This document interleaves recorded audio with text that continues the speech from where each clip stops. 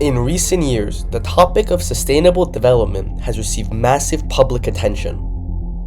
Areas ranging from transportation and energy to environmental and pollution have become a major focus when it comes to progression towards a greener society. Yet, amidst all of this, an essential sector has often been overlooked. Accounting for more than a tenth of the world's emissions, over a fifth of municipal solid waste, and hundreds of billions of dollars wasted annually in the US alone, it is doubtlessly one of the most significant adversaries of sustainability. What is it? Food.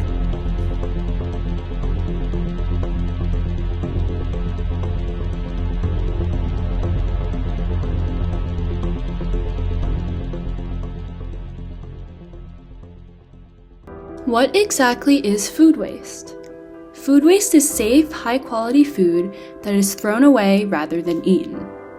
For instance, in developing countries, food waste is primarily due to inadequate infrastructure, storage facilities, and transport systems, which can result in spoilage and damage during transportation.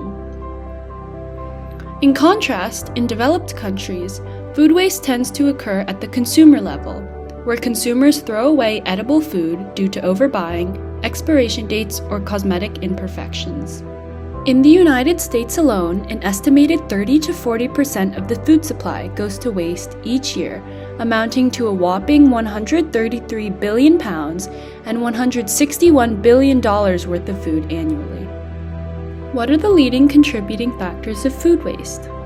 Problems during the drying, milling, transporting, or processing of food, and exposure of food to insects, rodents, birds, molds, and bacteria can often lead to rotten and wasted food.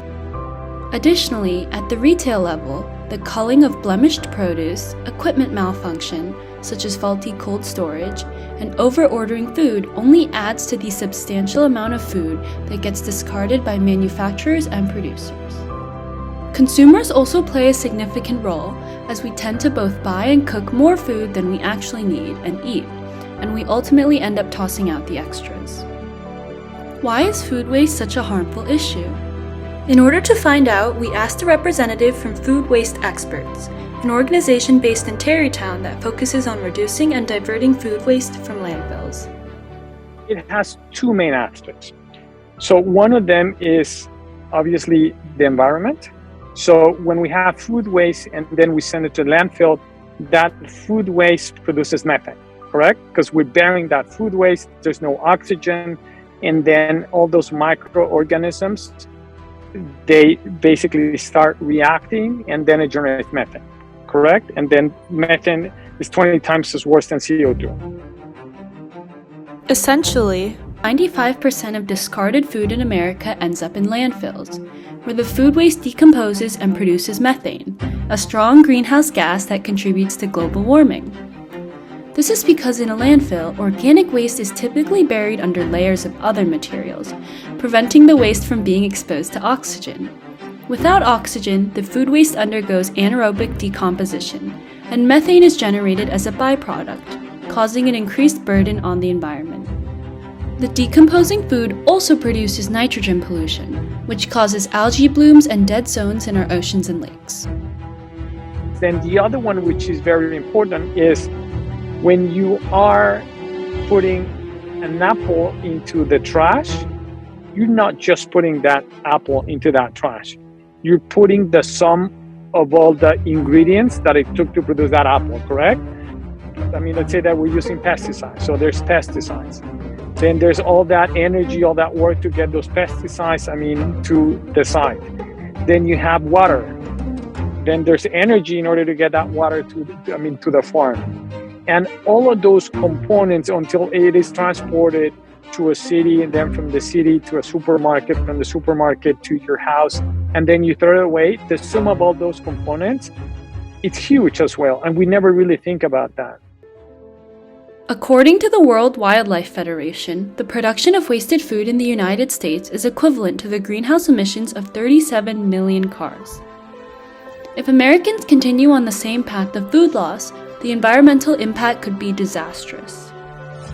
One of the biggest problems is basically that there are many people that don't have access to food.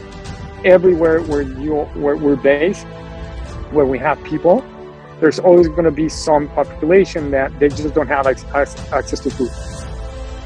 Additionally, reducing the amount of food waste we produce by a mere 15% could feed more than 25 million Americans every year. Before COVID-19, it was estimated that 35 million people across America, including 10 million children, suffered from food insecurity. That number is expected to increase to as much as 50 million people due to the employment drop and financial fallout from the pandemic. In most communities at a local level, the signs and effects of food waste are all but too evident. According to the Environmental Protection Agency, or EPA for short, in 2019 alone, around 81% of food waste from households ended up in landfills or combustion facilities, thus contributing significantly to the issue of climate change. In fact, as reported by the non-for-profit organization Feeding America, food waste in our homes makes up about 39% of all food waste, which comes in at around 42 billion pounds of food waste, with commercial food waste taking up the remaining 61%. But aside from this direct environmental impact, this massive amount of food waste has a negative financial effect on households as well.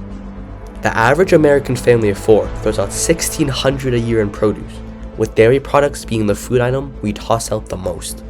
Multiply that by the typical 18 years that a child lives at home, and you could easily pay for a year's worth of tuition at any number of America's private colleges or universities. Food waste at a local scale can be attributed to many factors. It is generated at every stage of the food supply chain, including production, distribution, retail, and consumption. For example, farmers in the area may have to dispose of produce that is surplus to requirements or that does not meet aesthetic standards. Similarly, grocery stores and restaurants may throw away edible food due to overproduction, spoilage, or expiration dates. At the household scale, the frightening level of food waste can be due to overbuying, not using leftovers, and not storing food properly. However, perhaps most impactful of all is a common misunderstanding regarding expiration dates. To better understand this issue, we asked Leslie Lampert, founder of food catering service Ladle of Love, and a chef and restaurateur with years of experience in the food industry. So I want to start by saying I am kind of militant about animal product expiration dates. If the animal product says use by, you must use it by then, because animal products have a whole other arena of what happens when they're expired. And you want to pay close attention to those expiration dates. But when it comes to things like vegetables, and let's look at yogurt. Yogurt is probiotic. So it's going to last after the expiration date. Many things that are not animal products last long after their expiration date. Without this knowledge on expiration dates, many households will throw out safe, edible food, which contributes even more to food waste. The issue of food waste is a global problem that requires a collective effort to address. There are several global solutions that could be implemented to tackle the issue of food waste, including reducing food waste at the source. This solution involves reducing food waste at the point of production by implementing more efficient farming practices and reducing overproduction.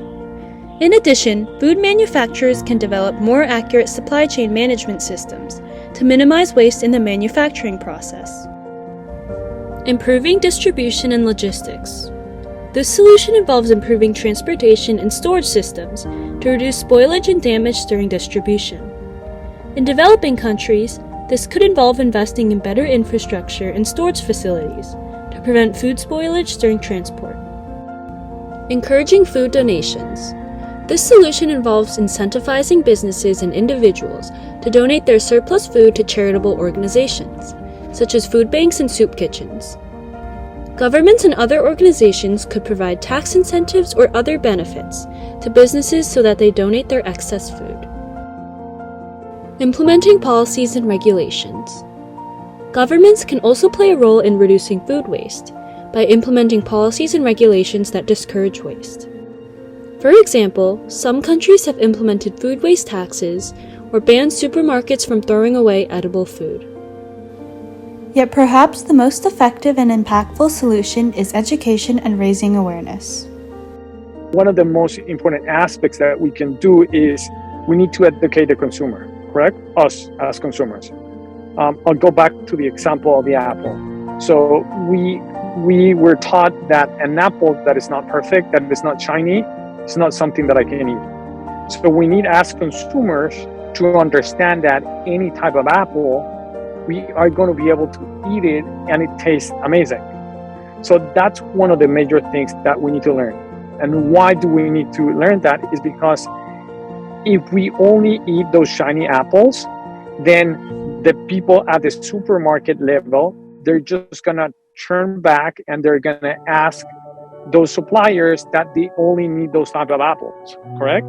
And then in turn, those suppliers will go back through all the chain until they get to the farmer, and then they'll ask the farmer for only perfect apples. And we know that, this is nature, so a tree is not going to have 100% perfect apples. So that's where it starts. Us as consumers, if we can educate ourselves, that's a huge start. Now that we have a broader understanding of how we can reduce food waste at a global scale, what are some changes that we can implement in our communities and households? As is often the case, the answer lies in small changes of habit that can have a drastic impact. One of my solutions is eat your food. So I don't mean just eat it that night or at a restaurant or at home. I mean, bring some containers. Don't keep using the plastic ones. Bring some containers to your restaurant, to the restaurant. What you don't finish, bring it home and then eat it at home. I don't think it's necessary to buy so much in bulk, because then you're asking for things to turn. And so I think it would be better to buy a little less frequently. What you need, use what you buy. That's number one. And so rather than saying, I'm going to find a recipe that I like, you're going to say, I'm going to find the food that I like, and then I'm going to make the recipe. So it's a little bit counterintuitive to what we've been taught from cookbooks. Farmers markets. I'm begging everyone, farmers markets. Number one, we need to patronize the farmers markets. These are the people who are actually growing what we want. And it is direct. So there's so many farmers markets. You're buying what is actually produced and understanding how to utilize the food before it goes to compost. Because composting is great, but that also it does emit greenhouse gases. So that's much better than not composting. But we want to kind of eat the food before it goes to compost, if possible. There are also efforts being made in Chappaqua and other communities to reduce food waste. The town has a recycling program that accepts food waste, which is then composted and used to enrich soil. Additionally, the Chappaqua Farmers Market has a program called Produce for a Purpose that collects surplus produce from local farmers and donates it to nearby food banks. Furthermore, individuals can take steps to reduce their own food waste, such as planning meals, storing food properly, and using leftovers. By making these small changes, Chappaqua residents, and indeed anyone, can contribute to reducing the larger issue of food waste and its negative impacts on both the environment and the economy. Without a doubt, the issue of food waste is one of the largest issues that faces society today, from both an environmental, social, and financial standpoint. However, there is reason for hope. In recent years, changes for the better have been taking place. One of the things that we have seen since COVID is there's more and more interest about organics. This is worldwide. But in the US, we never seen what's happening right now, where you have a lot of students, K-12 schools, universities and colleges, that they are working on projects regarding food waste. We've never seen this before. So obviously there's something happening. There's momentum. Ultimately, reducing food waste requires a coordinated effort from all actors in the food supply chain, including producers, manufacturers, retailers, and consumers. And yet, with a simple change of habit on a household level, each and every one of us can make a drastic impact towards improving this issue and reducing its negative impacts on the environment, economy, and society. When we're talking about food waste, the majority of the time it's not really food waste. It's food.